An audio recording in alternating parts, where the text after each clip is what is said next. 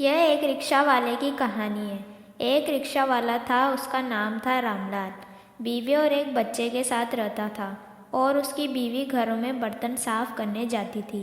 रामलाल का बच्चा सरकारी स्कूल में पढ़ने जाता था और रामलाल रोज़ प्राइवेट स्कूल वाले बच्चों को रिक्शा से लाता और छोड़ने जाता था।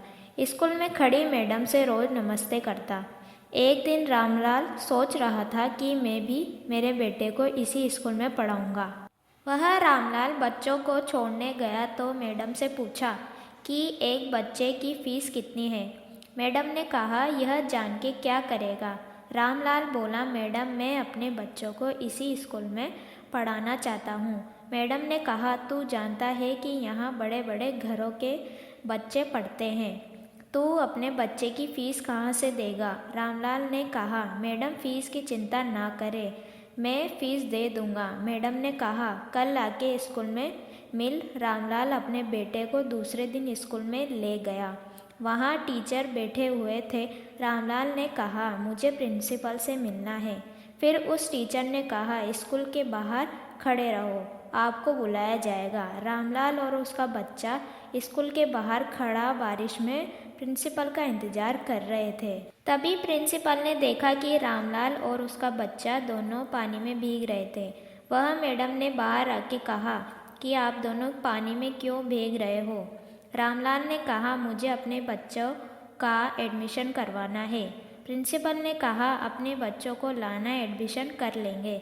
फिर रामलाल का बेटा और बड़े बड़े घर के बच्चे रिक्शा में जाने लगे। रामलाल अपने बेटे के लिए खूब मेहनत करता, रात भर घर नहीं आता था। जो कमा के लाता था उससे अपने बेटे की फीस देता था और अपने बेटे की फीस के लिए चोरियां करने लगा। एक दिन रामलाल को पुलिस वालों ने देख लिया और फिर उसे पुलिस ले गई और जेल में बंद कर दिया।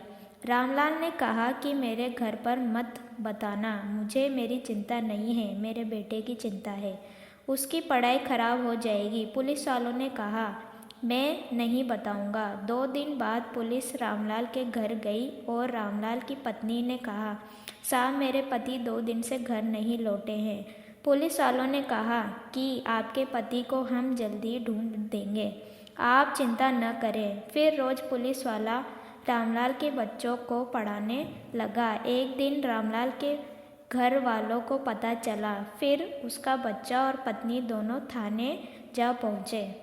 बच्चे ने पुलिस से बोला कि मेरी स्कूल की फ़ीस देने के लिए मेरे पापा चोरी करते थे, इसलिए मेरे पापा चोर नहीं हैं, इसलिए मेरे पापा से कोई शिकायत नहीं है। अपने बच्चों के लिए कितना दुख उठाते हैं माँ बाप।